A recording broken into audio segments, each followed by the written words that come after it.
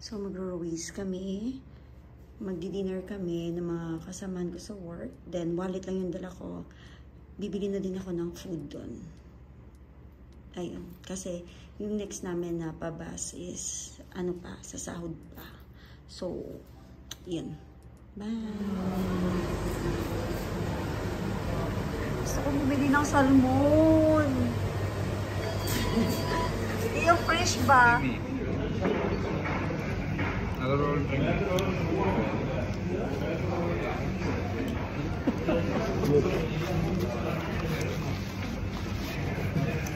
occasionally.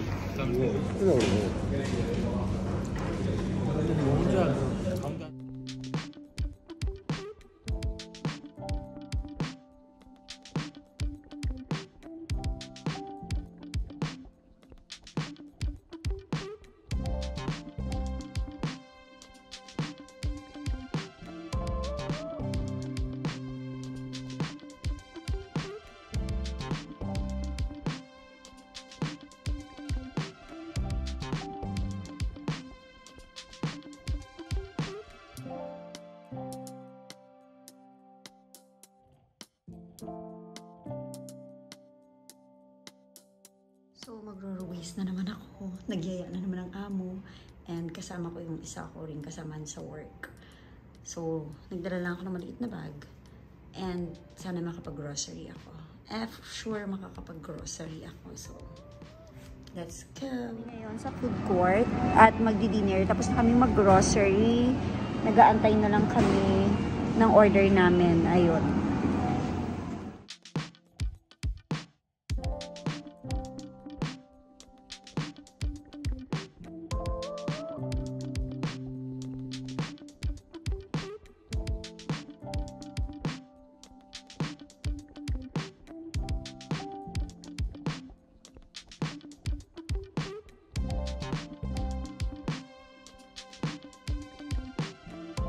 Hello everyone! So, kagarating ko lang. Galing ako ng Ruiz. And ipapakita ko sa inyo kung ano yung mga pinamili ko. Talagang healthy living tayo. Kaya, yung mga pinamili ko ay ayan, spinach. Ayan, baby spinach. Tapos, ayan, egg. Nagbo-boil ko ng egg. Ito. Ayan. Iceberg lettuce. Ayan. Tapos, carrots. Diba? Puro talaga ano yung mga pinamili ko. Kasi nga, healthy living na ako. Lemon. Broccoli. Ito yung pinaka-importante sa akin. And nagustuhan ko talaga ngayon yan. And bumili din ako ng natutumba na yung plastic niya. Avocado.